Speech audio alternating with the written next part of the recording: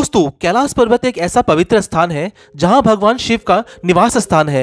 ये एक ऐसा पर्वत है जिसे सिर्फ साधारण पर्वत ही नहीं बल्कि एक चमत्कारी पर्वत कहा जाता है जिसकी महिमा अनुपम है। कैलाश पर्वत को धर्म का प्रतीक भी माना जाता है। भारत में ऐसी कई जगह हैं जहां भगवान शिव के चमत्कार देखने को मिलते हैं, लेकिन ये पर्वत खुद में एक चमत्कार है। तो दोस्तों चलिए वीडियो शुरू करते हैं। कहते हैं कैलाश पर्वत के शिखर को अब तक कोई फतेह नहीं कर पाया, यानी इस पर कोई चढ़ नहीं पाया। इस पर्वत का केंद्र भी एक रहस्य से कम नहीं है जिसकी महिमा अपरंपार है। ये पर्वत स्थित है तिब्बत में और यहाँ पर एक नाम प्रसिद्ध है जो हजारों साल पहले कैलाश पर्वत के शिखर तक पहुंचा था। इस वीडियो में हम आपको कैलाश पर्वत में चढ़ने वाले एक लौते इंसान के बारे में और कैलाश पर्वत के कुछ अजब रहस्य से अवगत कराएंगे। तो दोस्तों इस वीडियो को छोड़कर कहीं मत जाइएगा, अंत तक बने रहिएगा। तो दोस्तों 6638 मीटर ऊंचा कैलाश पर्वत माउंट एवरेस्ट से 22 किलोमीटर ही छोटा है, लेकिन माउंट एवरेस्ट पर अब तक सैकड़ों लोग चढ़ चुके हैं। लेकिन इस लिस्ट में आपको कैलाश पर्वत पर चढ़ने वाले किसी इंसान का नाम नहीं मिलेगा। कैलाश पर्वत पर कहते हैं एक सिद्ध और सच्चा इंसान ही चढ़ सकता है, क्योंकि ये पर्वत अपनी महिमा कब और कैसे दिखाता है किसी को पता नहीं चलता है। इस पर्वत का काफी महत्व है। वैसे तो लिस्ट और टेक्स्ट बुक में आपको कई नाम मिलेंगे इसने ये कारनामा किया हो, इसी कारण इसे अजेय पर्वत कहा जाता है। इसका मतलब इसे कभी जीता ना जा सके।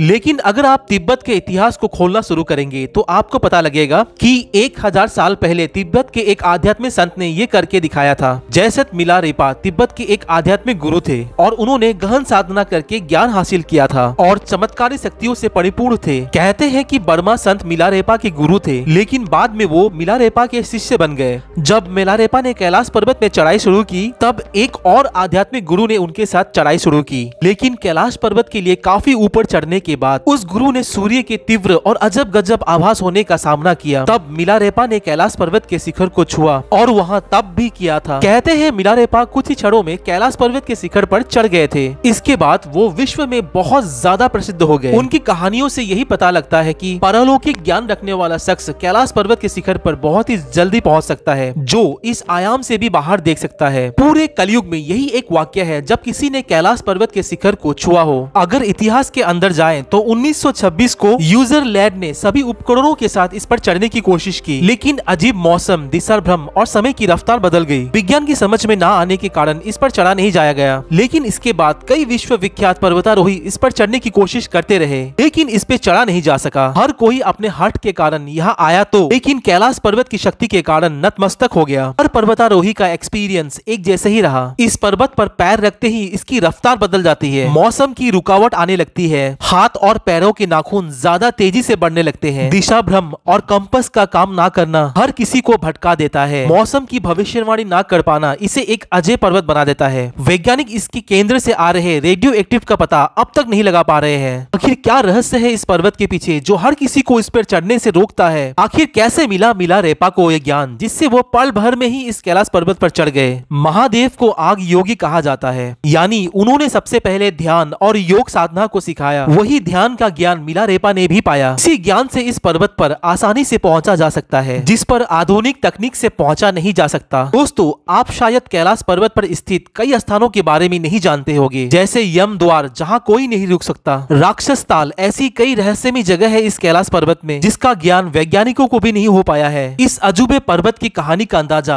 आज तक कोई नहीं लगा पाया है। ऐसे दोस्तों आपको यह जानकर कैसा लगा कि एक साधु है जो कैलाश पर्वत में सच में चढ़ चुका है? कमेंट कर जरूर बताइएगा और आपको ये वीडियो पसंद आई तो इस चैनल को लाइक, कमेंट एंड सब्सक्राइब जरूर कीजिएगा।